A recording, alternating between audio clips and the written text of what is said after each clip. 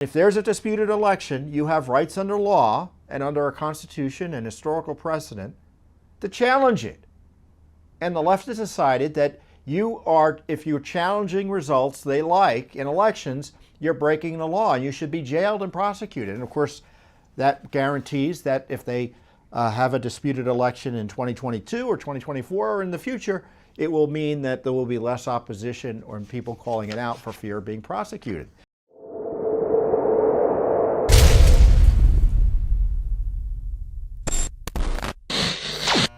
I tell you, Judicial Watch, again, doing the heavy lifting for election integrity, trying to stop illicit gerrymandering, trying to clean up the voter rolls, trying to protect voter ID, and as a segue into our next discussion, trying to expose the efforts of the Biden administration and the left generally to try to make it nearly impossible for citizens, for fear of prosecution or worse, for asking questions about election integrity.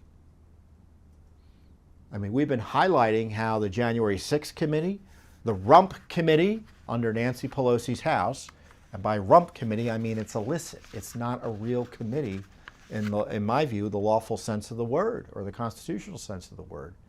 They're targeting all of their opponents. They're trying to jail people and encouraging the Justice Department to jail anyone who had questions about the election. I'm exaggerating a little bit, but unfortunately not that much. I mean, if there's a disputed election, you have rights under law and under our Constitution and historical precedent to challenge it. And the left has decided that if you're challenging results they like in elections, you're breaking the law and you should be jailed and prosecuted. And of course, that guarantees that if they have a disputed election in 2022 or 2024 or in the future, it will mean that there will be less opposition or people calling it out for fear of being prosecuted. Well, I mean, and I'm serious about this threat of prosecution because the Justice Department, you remember when Garland issued this memo and they followed up with the suggestion that there was parents questioning CRT and other abusive curricula at the schools were terrorists. That just happened a month before the election, that he threatened all those parents exercising their core First Amendment rights. You remember that, right? Well, did you also know they were similarly setting up the scheme to target people who were questioning elections and demanding election officials disclose what they're doing and obey the law? Judicial Watch announced that we filed a FOIA lawsuit to find out what was going on there.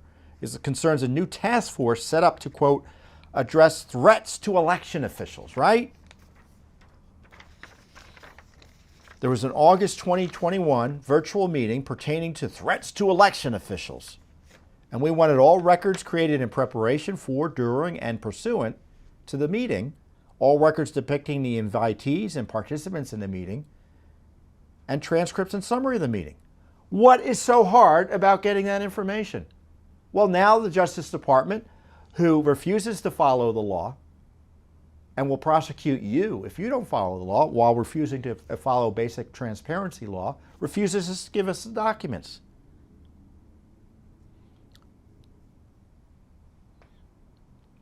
It was a bipartisan group, allegedly, of over 1,400 election officials to discuss, quote, mounting and persistent threats to the safety of election officials and workers across the country, and to introduce the DOJ's recently launched Election Threats Task Force, according to the readout of the virtual meeting.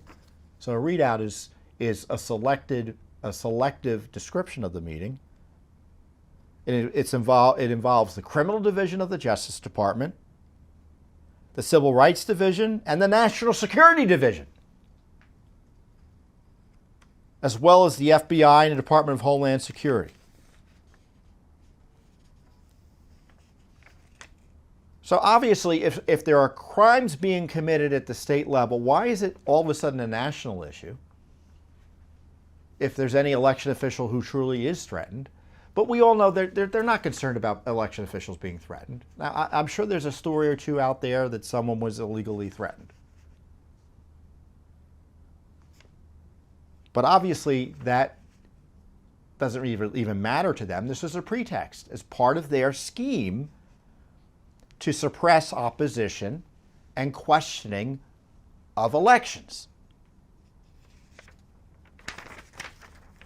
As I said in my comment, the Biden Justice Department appears to have been manufacturing another fake crisis of threats against government officials in order to justify targeting American citizens for exercising their First Amendment rights to demand election officials combat voter fraud and conduct free and fair elections.